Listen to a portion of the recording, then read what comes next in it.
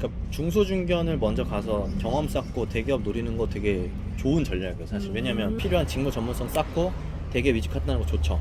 근데 이제 다만 대기업에 가든 중소중견에 가든 어차피 해야 될 건 변하지 않는다. 내가 자소서 쓰는 게 중소기업이라고 갑자기 자소서가 별로로 잘 안 나오고 대기업이라고 잘 나와요? 내가 어떤 실력이야? 그쵸, 그러진 않죠. 설문 제가 사전에 질문한 것 중에 답변한 걸 보면 취업이 연애고 면접이 소개팅이다 이렇게 쓰셨는데, 근데 그런 생각을 해야 내가 하고 싶은 얘기를 할 수 있는 것 같아요. 이게 떨어진다? 근데 내가 이게 이상한 사람이 되는 건 아니거든요. 그치 네, 그러니까. 저도 그렇게 항상 얘기를 하죠. 자기의 매력을 잘 보여줄 수 있는 사람이 사실 주변 사람들한테 인기도 많듯이 면접이나 자소서에서도 자기의 캐릭터나 매력을 좀 막 이렇게 뿜어낼 수 있어야 되는데 그걸 이제 상대방한테 맞춰주잖아요 보통. 저도 옛날에 20대 찌질이의 연애를 할 때는 상대 맞춰줬거든. 영화 좋아하세요? 저도요. 주말에 영화 보러 가실래요? 막 이랬지. 상대방 안 좋아하고. 근데 취업할 때도 보면 지원자들이 비슷한 거죠. 기업한테 내가 잘 보여야 돼. 가치관이 맞아야 될 것 같아. 내가 협업 정신이 있는 걸 보여줘야겠지. 이런 식으로 다 맞춰 준비하니까 뽑는 입장에서는 막 갈구하는 것처럼 보이는 거지. 상대방의 그런 자연스럽고 담백한 매력을 보면서 이 친구 2차 면접에서 한 번 더 보고 싶은 데가 아니라 이 친구 뭐 다 이런 경험만 계속 강조하네. 이건 얘도 있고 쟤도 있는데. 그러니까 이제 판단이 잘 안 돼. 저 더 잘 표현할 수 있을 것 같아요. 면접은 내가 조금 더 짝사랑하는 사람과의 소개팅이다. 근데 짝사랑하면 그만큼 자꾸 마음이 갈 가능성이 높잖아요. 그래서 저는 면접은 짝사랑의 마인드로 보는 게 아니라 이 사람은 나와 이루어지지 않을 것이다 라는 마인드로 전 면접을 가야 된다고 생각해요. 딱 사진 보고 이 사람 너무 마음에 든다. 이 사람이랑 맛있는 거 먹고 막 애프터 하고 해야지. 벌써 나가기 전부터 상상을 펼치면 나가서 우물쭈물하고 말하면서 신경 쓰이고 제대로 되질 않고 망하잖아요 항상. 근데 오히려 기대 없이 나갔던 소개팅, 그냥 기대 없이 그냥 뭐 삼겹살이랑 구우면서 뭐 얘기나 해봐야지 했는데 막상 상대방이 되게 괜찮은 거지. 그리고 오히려 자연스러운 분위기 속에서 서로 대화가 되는 거지. 근데 계속 좋아한다에만 초점을 두지 말고 어떻게 하면 이 사람을 공략할 것인가. 너무 예쁘세요, 잘생기셨어요, 약간 이런 얘기는 누구나 할 수 있잖아요. 제가 블로그에 잠깐 가봤는데 그때 이런 걸 좋아하시더라고요. 파스타를 좋아하신 것 같길래 그래서 제가 파스타를 한번 준비해봤어요. 이런? 그런 느낌? 근데 그거를 꼭 오해하면 안 되는 게 내가 널 안다라고 어필하는 게 중요한 게 아니라 순서를 따져보자면 누구한테 잘 보이는 법을 고민하는 게 먼저가 아니라 내가 누굴 만나도 괜찮은 사람으로 인정받을 수 있는 기본기가 중요한 거지. 그러니까 누구를 만나서 분위기를 끌어갈 수 있을 정도의 말주변이랑 대화 능력도 부족한데 상대방을 공략할 포인트만 찾는 거야. 제가 파스타를 좋아한다더라, 제가 뭐 장미꽃을 좋아한다더라. 그래서 내가 뭐 파스타 준비하고 장미꽃 준비하면 뭐 상대방이 나 안 좋아하는데, 왜냐면 내가 그냥 애초에 별로니까. 맞아. 그래서 반대로 사람들은 항상 그러잖아요. 이상형이 있잖아. 뭐 나는 뭐 키가 컸으면 좋겠다, 뭐 했으면 좋겠다. 근데 막상 만나는 사람을 보면 본인이 생각했던 이상형 관계가 없다니까. 왜냐면 막상 만났는데 괜찮은 거야. 자기는 뭐 키가 큰 사람만 좋았는데 얘는 키가 작은데도 다른 부분이 너무 괜찮으니까 만나보고 싶은 거지.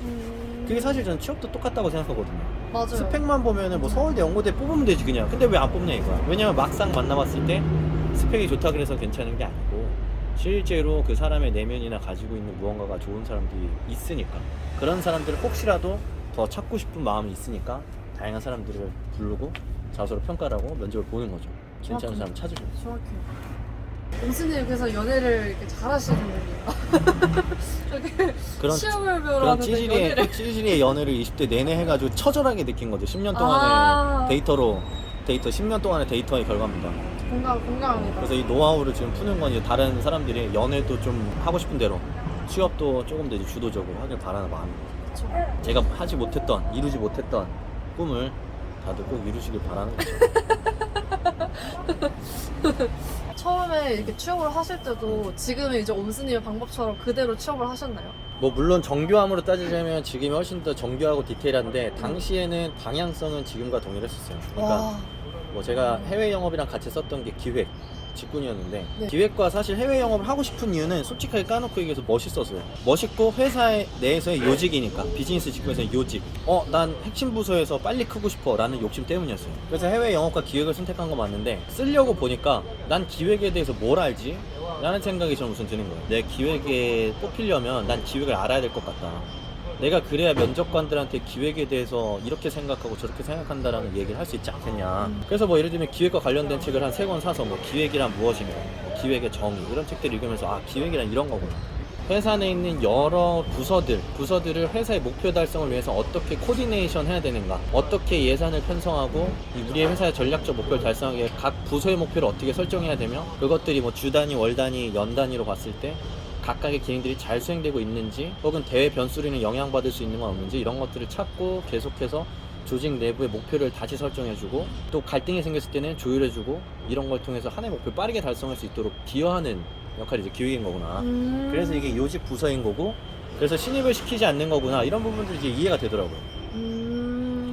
그러니까 이제 면접에 가서도 그런 얘기를 했었죠. 유명 포털 사이트의 기획 직군에 사실 합격하기도 했었고 그런 부분을 이제 공부를 한 부분들을 제가 이해한 부분들 이제 계속 피력하고 보여주니까 되게 아무래도 감명 깊게 이제 듣게 되죠 그분들이. 아 진짜 솔직한 그대로 얘기를 하셨네. 그렇죠. 그래서 저는 내가 관심 있는 걸 궁금해하는 게 먼저다. 그걸 알아야 내가 쓰는 거지 내가 모르는데 난 떳떳할 수가 없다.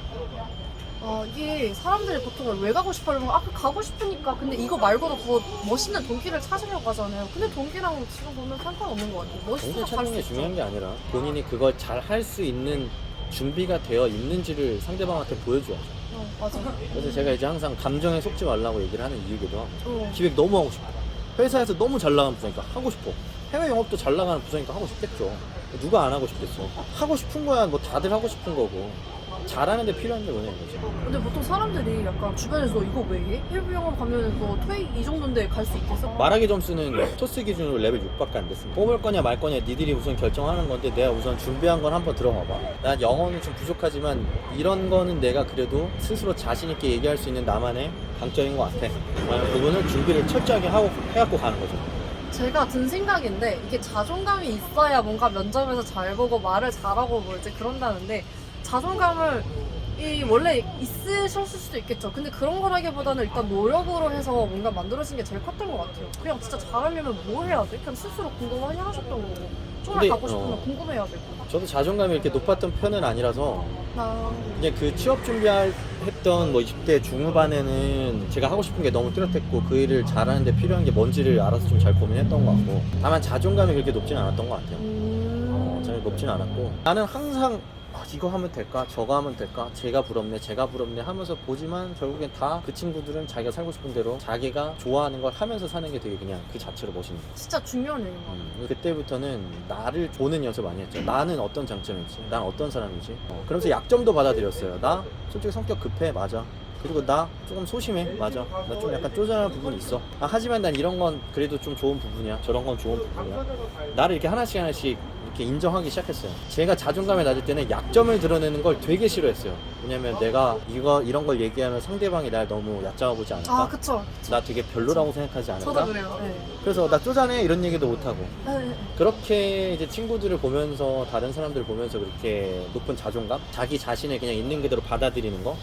그것들을 많이 배웠던 것 같아요. 그러면서 그런 걸 연습을 진짜 많이 했던 것 같아요. 원래는 못했죠. 눈치도 많이 받고 남들 부러워했고 시선 되게 많이 신경 썼고 근데 지금 이제 그런 부분에서는 많이 변했죠. 저는 그래서 남들이 신경 아예 안 써요 사실. 남들이 어떻게 사는지. 이태원 클래스에 박세를 읽었듯이. 생긴 게 너무 달라서 아닙니다. 그 여러분 이태원 보시면 클래스에 아시겠지만 박세로이처럼 생겼으면 제가 나도 여기다 저기 밤을 차렸지. 무슨 딱밤이야. 딱밤인가? 뭐였지? 그랬으면 저도 술집을 차렸을 겁니다. 농담입니다.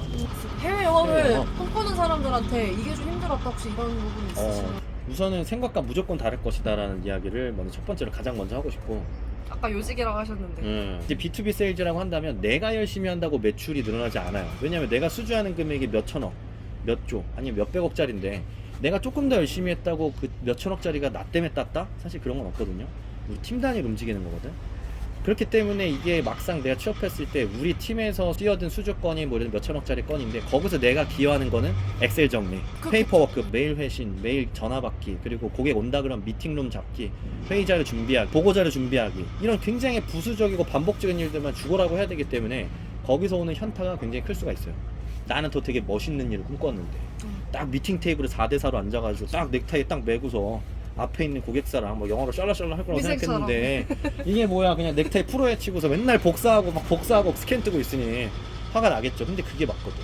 거기서부터 모든 해외 영업이 시작되는 거거든요. 고객사한테 나가는 문서 하나, 스캔 하나, 답변 하나하나, 문장 하나, 단어 하나, 이런 것들이 고객사에 대한 신뢰를 쌓는 데서 되게 중요한 부분이고, 이런 잡일들과 사소한 것들이 쌓여야만 작은 것들이 쌓여가지고 수주라는 결과를 이어지는 거기 때문에, 그래서 그 일들은 사실 의미가 있어요. 하지만 그걸 생각하지 않고 막상 들어와서 멋있는 일만 꿈꿨던 사람들 입장에서는 너무 열받겠지.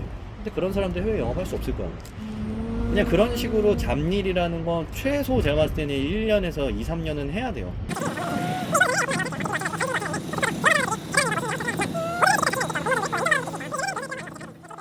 그래서 우선 해외 영업이라는 거는 분명히 기대와 다를 것이고, 그리고 해외 영업도 결국에는 월급쟁이랑 똑같다. 그냥 결국에는 그냥 영어 쓰면서 일을 하는 거고, 너무 해외 영업에 대한 환상을 갖지 않았으면 좋겠어요. 그리고 저는 다시 태어나도 영업을 할 것 같은 생각이 있지만, 그때는 정말 그냥 요직이기 때문에 해외 영어를 하고 싶었고, 지금 생각해보면 재밌는 일이 너무 많아요. 나 그냥 이거 아니면 안 된다는 생각으로 덤볐던 것도 좀 아쉬운 부분인 것 같아요.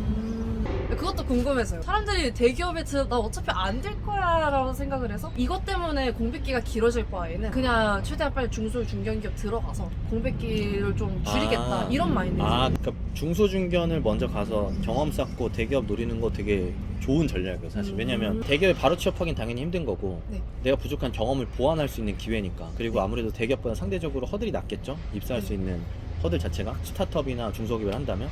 그래서 우선은 낮은 허들로 넘어서 필요한 직무 전문성 쌓고 대기업 이직한다는 거 좋죠.